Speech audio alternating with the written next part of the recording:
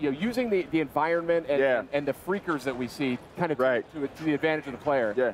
So tell me what went into that. Well, so the biggest thing that we really wanted to do this year was sort of show a more intimate part of Deacon's life. So last year, it was the Horde, which is hundreds and hundreds of freakers, all sort of massed together, and you saw how Deacon had to struggle to just stay alive. And this year, we wanted to show off more of the open world, and this thing we're calling our dynamic open world systems. And what that really means is you can use the freakers themselves against other enemies, like the Marauders that you see on the Media Showcase demo last night. Right. Actually, I have a question about the freakers because with other games, survival games, like this, for instance, The Last of Us, the clickers had this thing where they couldn't see you, but they could hear you. What is it that triggers the freakers? Oh yeah. Well, it's an interesting question, and for anybody who gets a chance to see our alternate demo that we're demonstrating in the theater today or online when it gets posted, is that the time of day kind of drives the density of the freakers and the humans when they're out, but also the weather. So when it's snowing, it's going to kind of blind everybody at a distance. When it's raining, it's going to dampen the sound. So when the player learns these, he's going to be able to use that kind of context as he's going to play that as part of his strategy for how he approaches any encounter. Gotcha. But definitely sound, right? Because like you saw in the Media Showcase demo, Deacon, put down this bear trap and then kind of snuck off. Right. And in our alternate path demo, he doesn't do that. So he actually kind of goes around and watches what happens when this Marauder goes into the bear trap, and you hear this gunshot on the Media Showcase demo. If you look at our alternate path footage, you'll see that one of the Marauders actually shoots the other Marauder in the head because he's making too much noise. Oh wow! Right. So yeah, so it's a pretty harsh world, but that sound traveled, and sound is something that can be really, really dangerous. Gotcha. That's very interesting. That's very interesting. Yeah, I did notice once the bear trap was down and the guy stepped in it, you saw the freakers running. Yeah. It's like they heard it screaming. You heard them screaming. This is looking good. I didn't see all of this footage. I was kind of a little distracted last night during the showcase, but. One of the things I really like about this game is it's, we see a lot of open world games out there. It's certainly like a popular genre, but this one, the feel of it is different. It feels more improvisational, I think is the word I'm going for. Absolutely. Our crafting system, it's really inspired by, kind of the do-it-yourself mentality where, we all feel thrilled when we make a repair to our car or our house with duct tape and a couple of loose screws, and we feel really good about it. That's Deacon. He's making use of everything he can find in the environment, and they have to scavenge and search for things and employ them in really clever ways. And he has to do it. He has to do it to survive. So like you see right here, this is the same clothesline that Deacon ran into, and in this demo, the runners aren't chasing him, so basically he has the opportunity to see the ambush before it happens, goes around it, comes up behind them, and takes those guys out from behind. Right. So that's to your point. And then he strangles them with their own clothesline too. Yeah, exactly. So he makes use of the whole buffalo. And it's a dynamic event that can happen. You can be out in the world doing a job or a mission, and then suddenly you've got Marauders that are ambushing you on the highway, and it's a dynamic event. There's no way to predict when it's going to happen. You just got to pay attention. Well, is there more than just like a clothesline in the middle? Do they find more ways to ambush you? Yeah, it's a dangerous world, and it's something where the Horde is dangerous, freakers are dangerous, but so too are humans because they're cunning and clever, and they too are using everything they can find to employ against their enemies. And let's just say clothesline is one of many things. We'll get into it at a later date. Okay. Now tell me a little bit about, maybe a little bit of the backstory about why these freakers are being hung up like this. Is that like a defense mechanism? Is it? Yeah, absolutely. Yeah, so what they do is we call it the meat wall. And what they'll do is, like in this case, they have a bear trap under this dead freaker corpse. And what they'll do is they'll put a trap under it, and then as other freakers are attracted to the meat, they're all hungry all the time. That's what happens evidently if you become a freaker. But they hang up the meat walls again. It's kind of like a wall to protect the encampment. So you can always tell when you're coming close to a Marauder camp because you'll run into these kinds of traps. Yeah, they had all kinds of defenses too. The first thing Deacon did was trip over that little thing in the tin cans. And that's what drew the first guy out, which is why he'd think on his toes, scramble for a bush, and then wait, and then kill the guy when he came by. Right. And again, in the alternate path that we're showing, is something where if the players are thoughtful and if they take time, they don't just rush into things, they're going to be able to employ a different analysis of the terrain. They're going to be able to look for these things and see them. And that's how he sees a clothesline. And when the players are careful and cautious and assume the world's dangerous, they can turn the tables on the bad guys using the same tools that they're using against the player against them.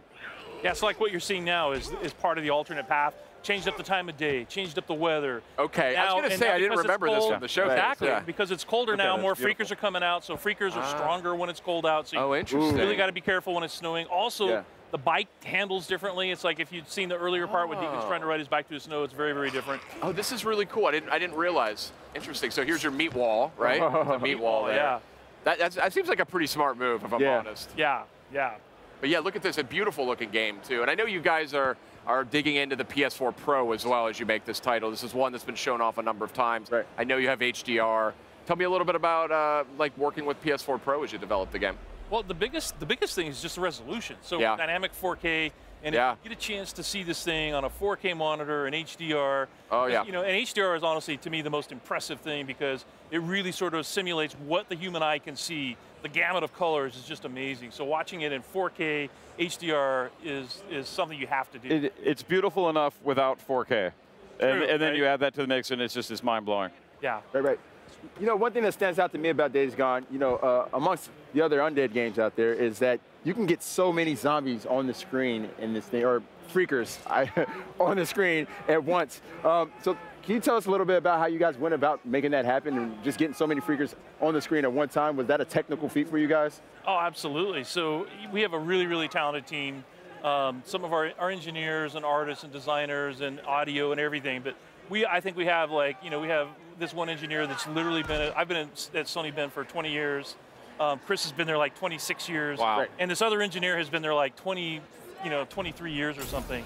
And he does all of our physics. And he really, really, really worked hard to make sure that we could have as many freakers on the screen as we can. And last year's demo was no joke. Right. We had 300 active on screen at once. Wow. And the overall horde for the sawmill, we were managing something like, how many did you say it was? Killed 1,000. It was 1,000 freakers. Yeah. Whoa, and then 300 more showed up at the end too. So. Yeah. So it's pretty impressive. So we're even impressed by it. What do you do when you're confronted by that many freakers and in this game? I mean, we saw last year's demo. I'm not sure that ended so well. That seemed like a pretty desperate ending. Yeah. Well, what do you do? What could be an effective technique for getting out of that? Weaponize them, like we saw in the demo, right? Where so that wasn't actually a horde; it was a swarm, a smaller. Okay. One in this E3's demos. In this year's E3 demo. So it's something where you can even weaponize the larger horde as well. But it's something where it's a threat to you. But if you're smart and you don't just rush into everything, you can stop and contemplate how you can utilize every weapon and every enemy and the environment against each other as part of your tool set.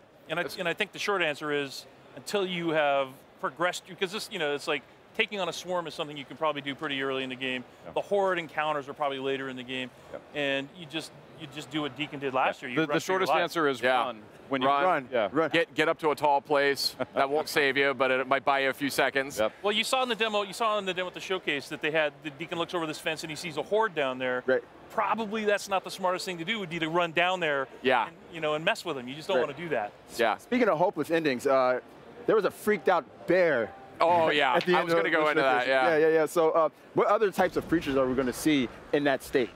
Well, last year we saw the horde, right. We saw swarmers, we saw the newts, which are adolescents when they were infected.